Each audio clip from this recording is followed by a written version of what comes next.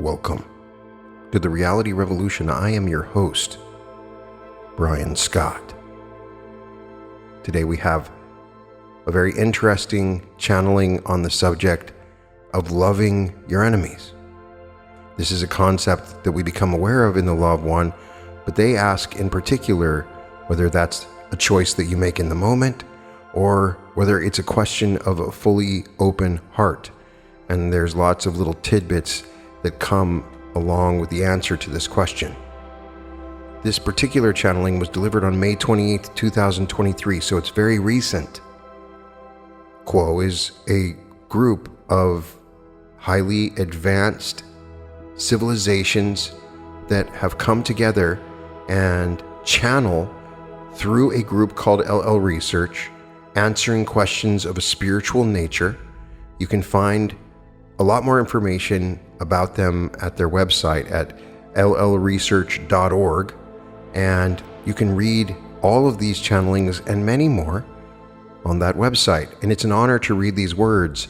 I find that the answers to these questions resonate deeply within me, and it is a wonderful spiritual experience to read and listen to these channelings.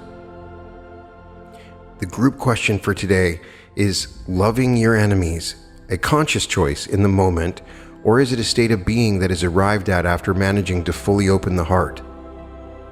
Can you please speak to how we can come to love anyone that we feel difficult to love? Jim, channeling.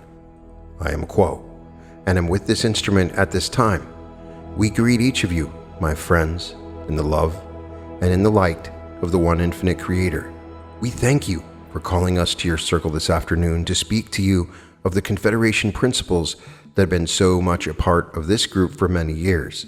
The question this evening is one that we would preface by suggesting that as we answer this question, you use your power of discrimination to evaluate what we have to say in your own way.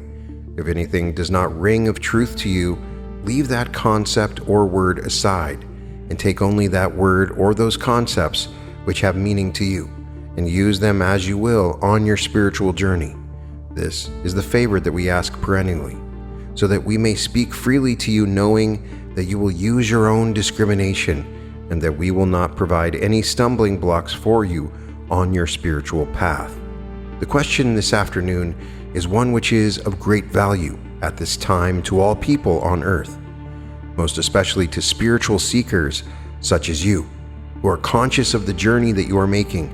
For within the world around you there is much opposition, one to another, for various means, concepts, beliefs, and practices.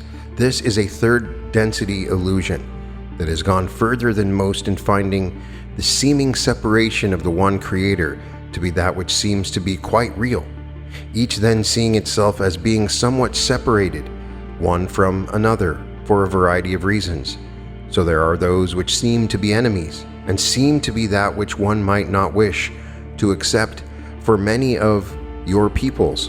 For there is little feeling within the heart as to the nature of all beings, being of the one infinite Creator, being as those of Ra have said, your other self, being that which is the same as yourself, the one Creator, that exists within each entity, thus deserving the love and light of each other entity.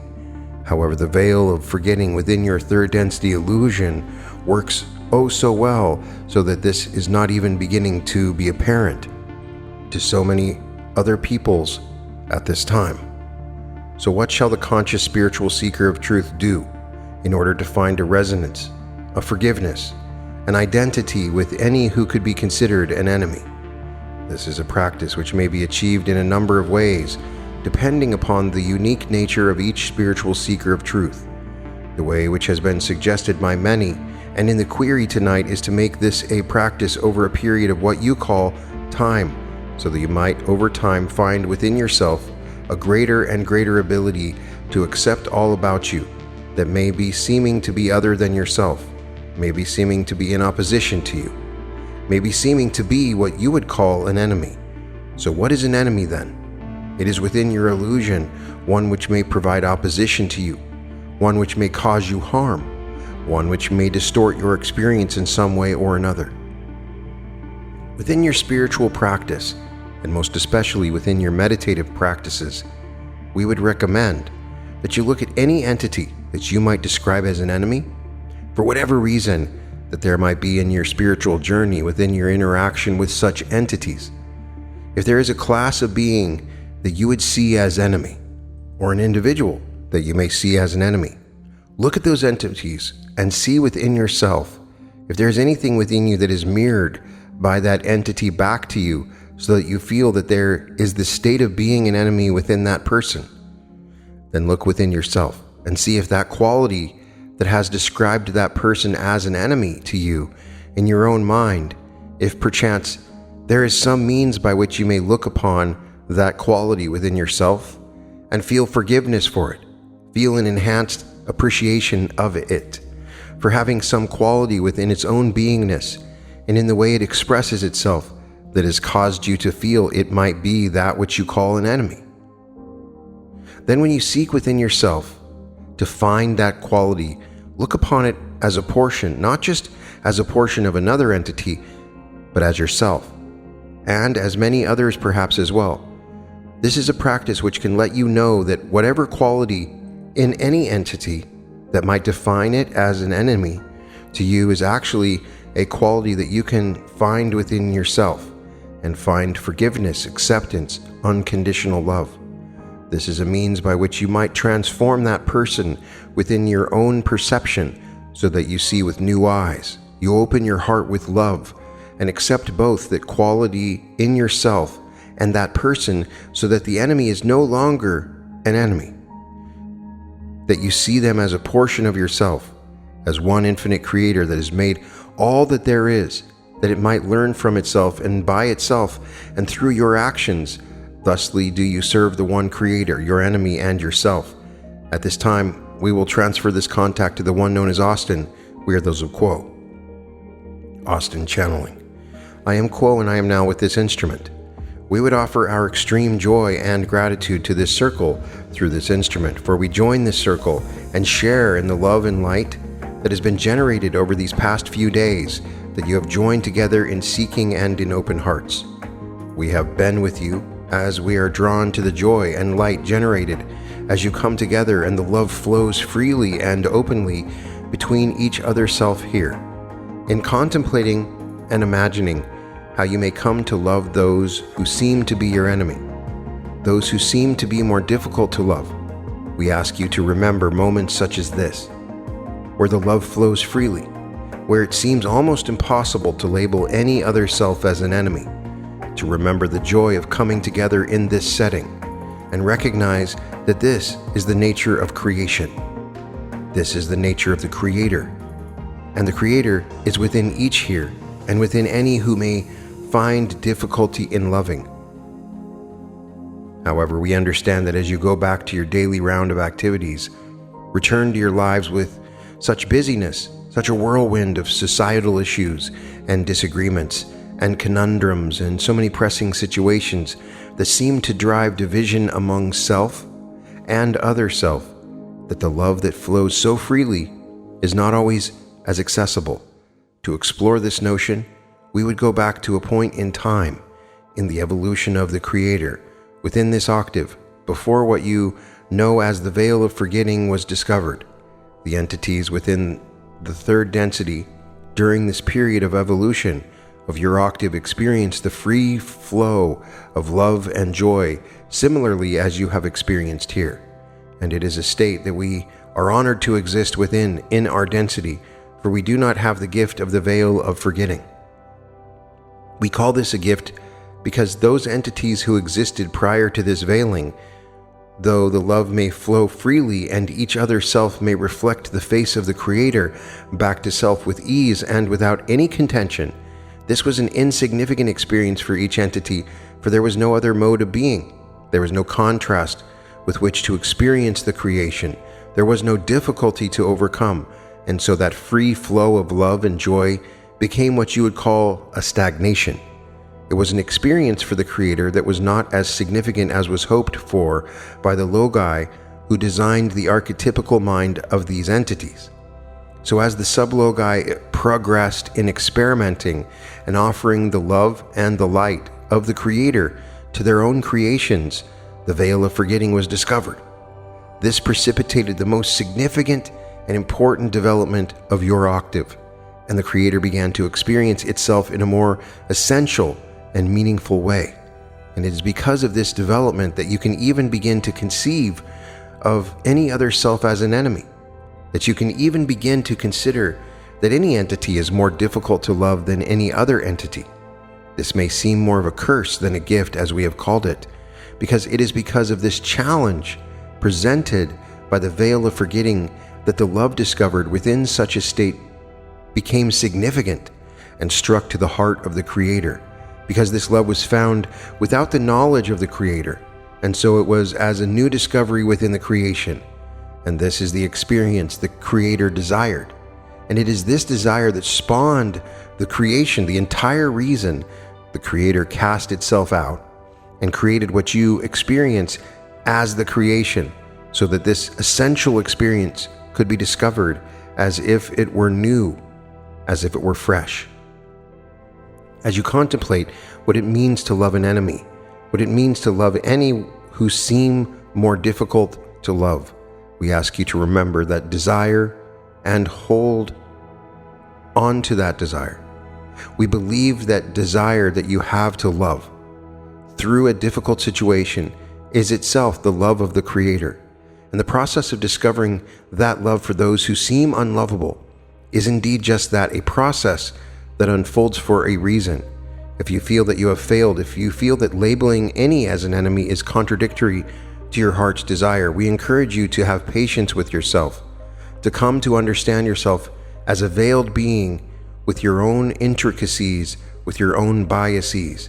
Hold these biases in love, with the understanding that they exist within you for a divine reason, and that the challenge that you have presented to yourself by incarnating into an environment where love seems not to flow so freely is indeed a divine aspect of the Creator's plan for you, and for the creation, and for the Creator itself.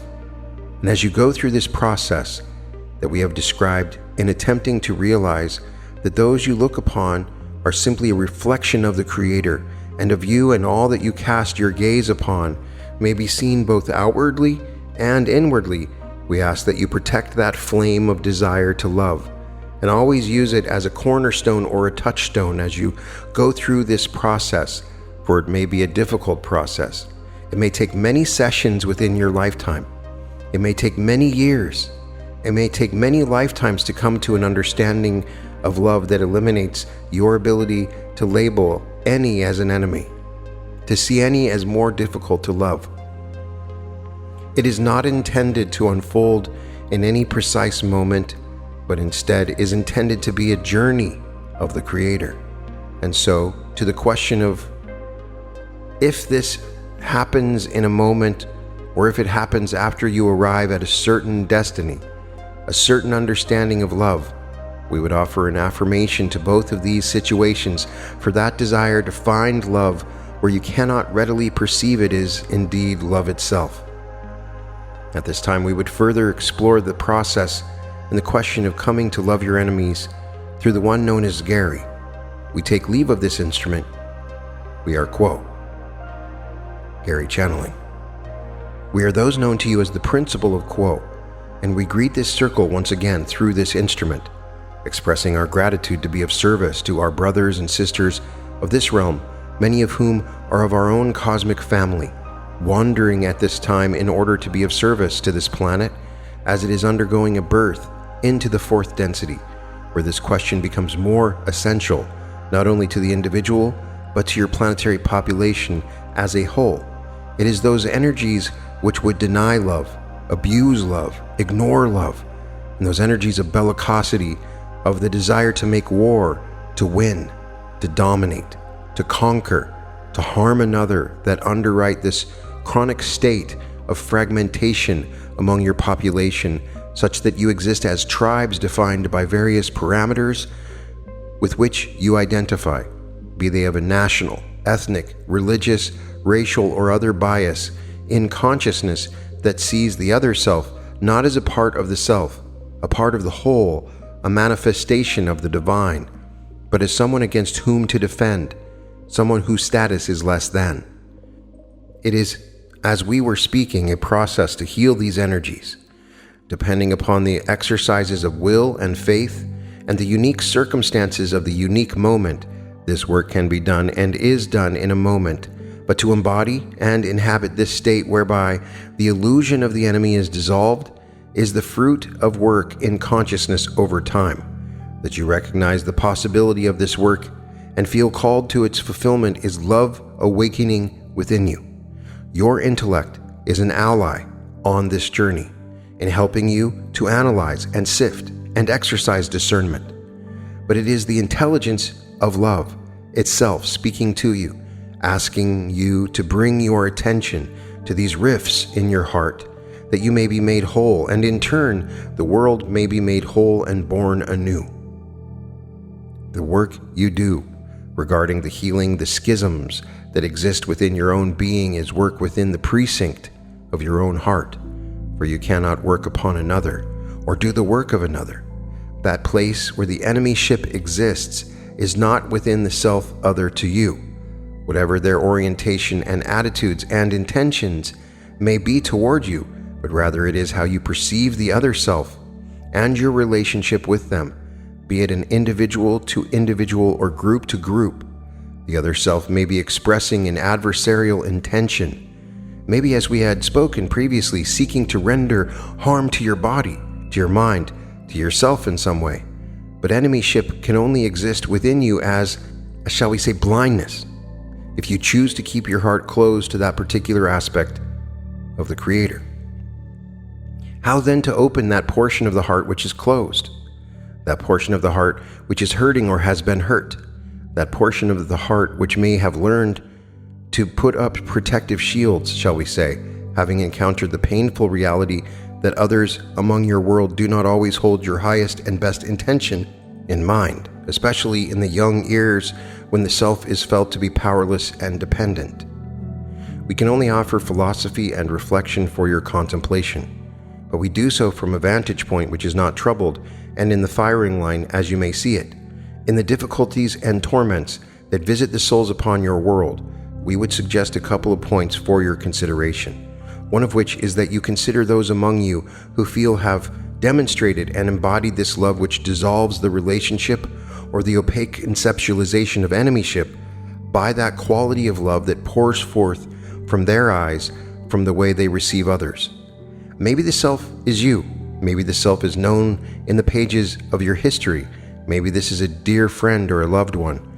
Much can be learned in the study of example, which is not to suggest that you wish to become a carbon copy to any entity, but that the loving example may be more powerful than any words or concepts which we may share, for that living example is love in action, love manifest.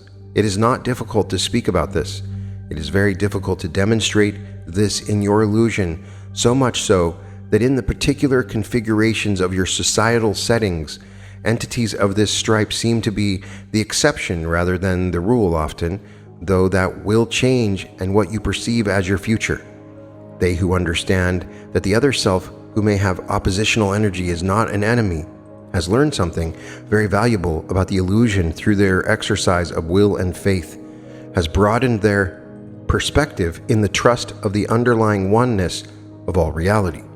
They who see the surface appearances and may understand the consequences therein, but are not blinded to the actual truth and nature of this situation, that being oneness.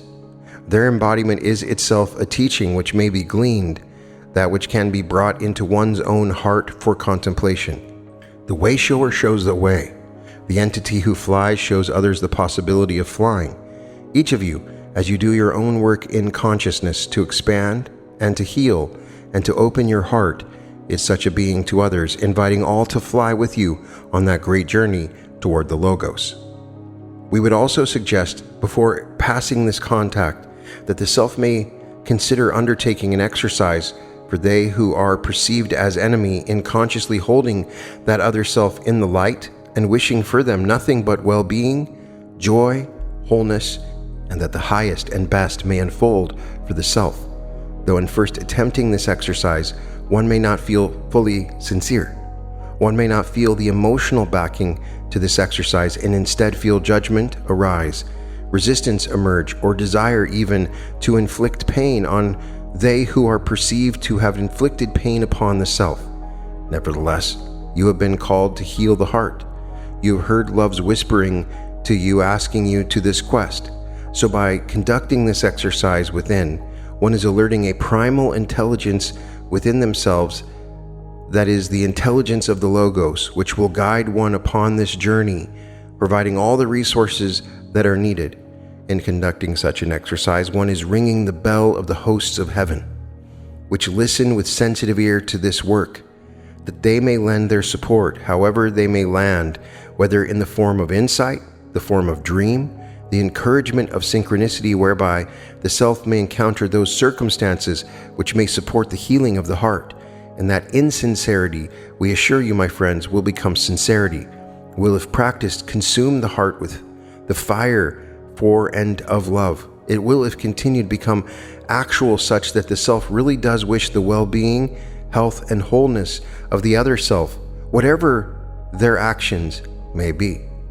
Such a self may certainly need to decline the service of the other self. Not all services are compatible with or for the self.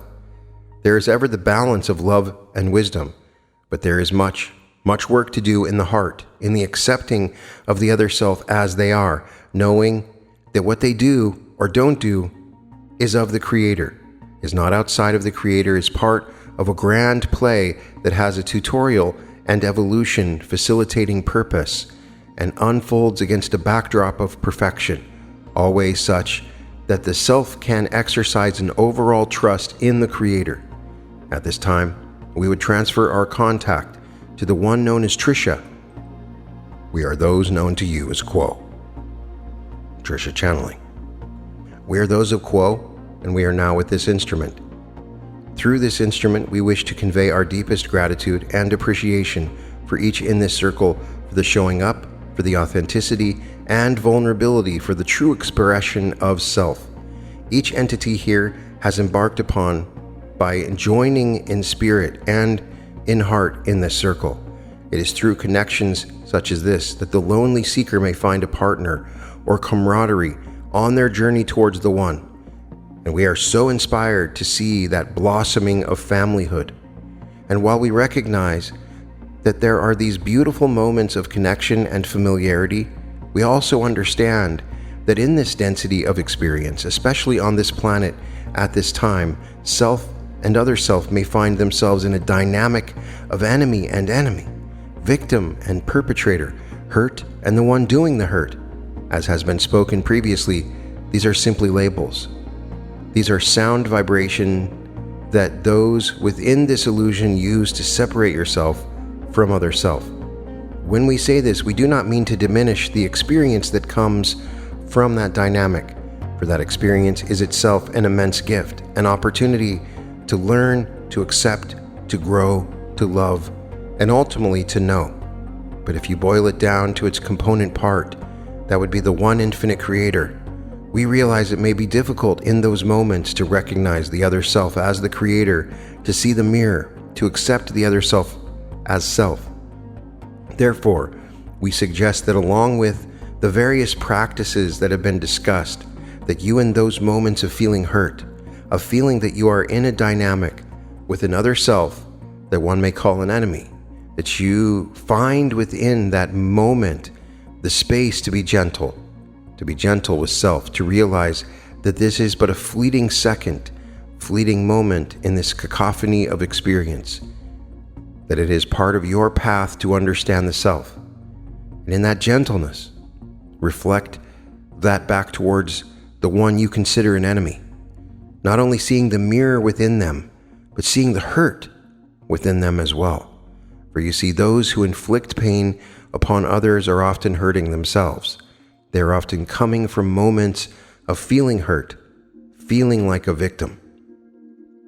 Take a moment to breathe deeply and embody the kindness and warmth that a mother would for a child, recognizing the perfect imperfections that exist within this illusion. that we are all in this play, this bumping up against one another, this endless uniqueness that can cause friction. Open your arms to it. Open your arms to that other self. And in those moments where one is able to open the heart and the arms to the one seen as an enemy, we suggest practicing genuine and sincere gratitude. Again, we understand that pain is uncomfortable, that it can feel deep, it can feel overwhelming, it can feel all-encompassing, especially if it seems to come from another self. But think back on those moments. Were you not taught something in that experience? Perhaps your strength, perhaps your beauty, perhaps your ability to love and accept, or discern, or to practice wisdom. Take the time to truly ponder what potent opportunities come from this kind of dynamic.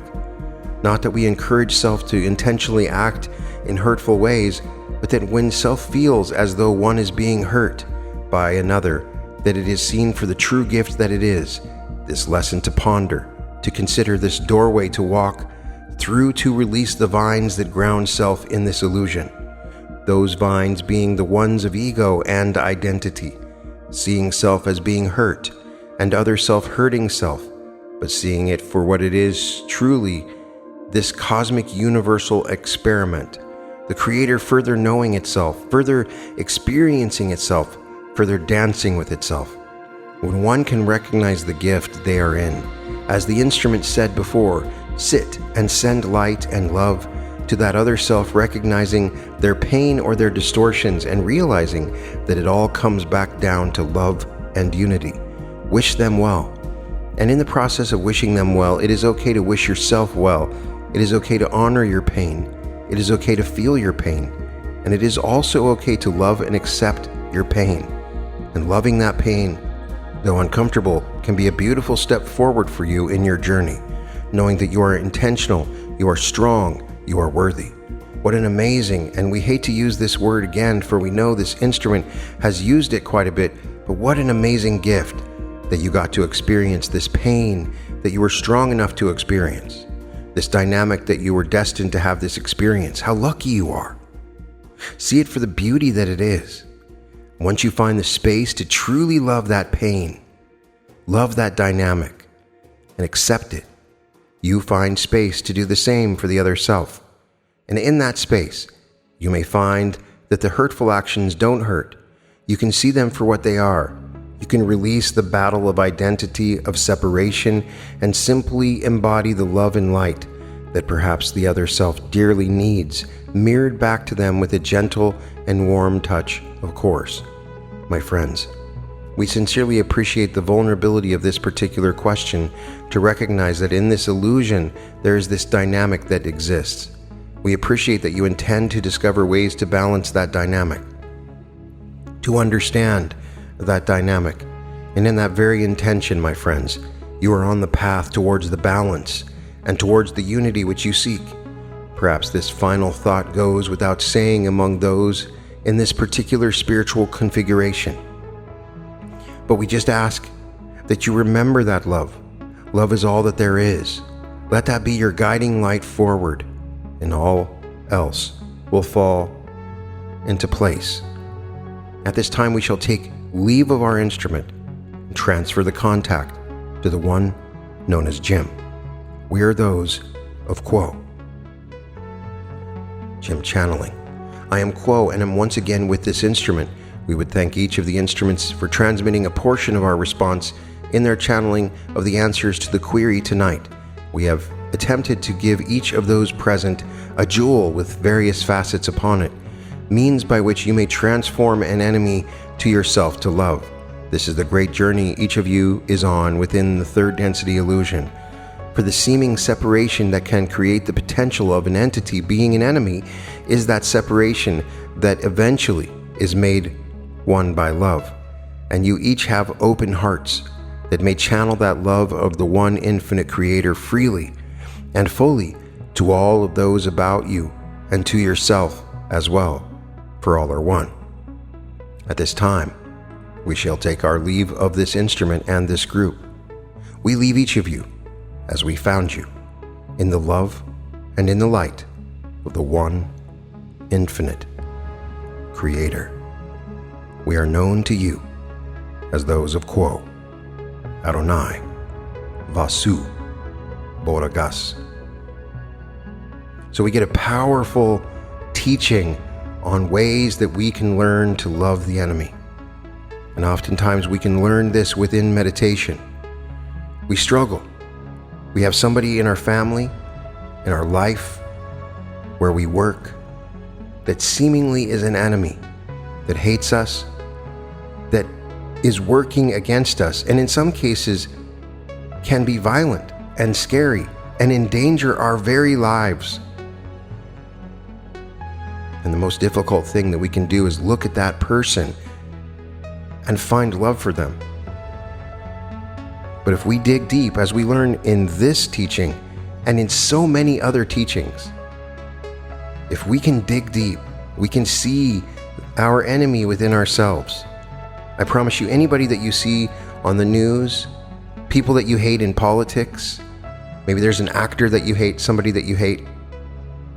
If you find that you really dislike somebody that you see on TV a lot, and they're bothering you every time they come up, if you look deeply, you can see yourself in them. You can see all the mistakes they're making. You can see all the ways that they're talking and the ways that you would say the same thing. And you identify with them. You know, if we were to read a 2,000-page book of anybody that you would consider an enemy, we would find that we love them just the same. It's fascinating when you watch a television show or read a book and the focus is on the antagonist and you get to know the antagonist better. Sometimes those are the best stories, right? But if you really get to know their background, their experiences, their inner motivations, and the reason they are the way that they are, you can totally understand them. I promise you, anybody that you hate in your town or neighborhood, in your life, anybody that you find distasteful, if you really meditate on them, you will find them within yourselves.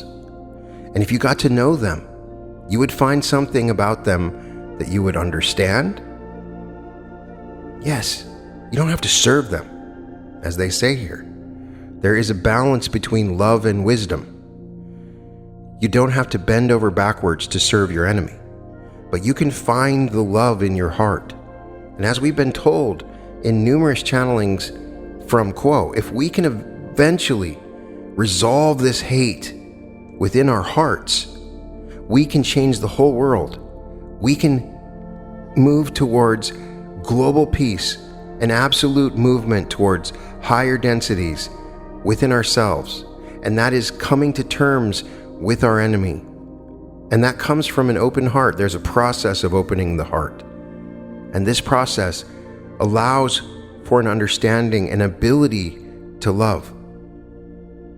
Have you ever had to love your enemy? We all go through different experiences where we are questioned about this.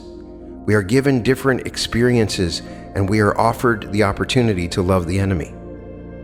Oftentimes you'll find by continuing your lustful hate for your enemy, which is a natural thing to do, that will only make things worse. The actual hate that you're channeling doesn't actually get expended from your body. It ends up somewhere else and makes you sick. So if you can find a way to overcome this inevitable movement towards hatred and find the alternative of love, and you can be the love in the moment, you can be the example for others, and you can allow for love to blossom in any terrible and hateful experience, no matter who it is. Yeah, I'd struggle if I was in a room with Hitler to find any love for that guy. I promise it would be very hard for me. But we are being told that Hitler is within us, that Stalin is within us. The worst of the worst is within us, and all are one. There is no separation. There is a very thorough discussion of the veil when we're talking about the enemy. This incredible spiritual progression occurred, and the Creator began to understand itself and develop itself when this veil of forgetting came to us and others when they created the archetypical mind. And we are experiencing this veil, and it is a gift, as they say, that creates enemies and dissensions and greater lessons in love in the process. So love your enemy as yourself. Not just your neighbor, but love your enemy as yourself. If you can try this, if you can do this, if you can remind yourself of this, it will be of great benefit to you. You can find all episodes to The Reality Revolution at therealityrevolution.com. And welcome to The Reality Revolution.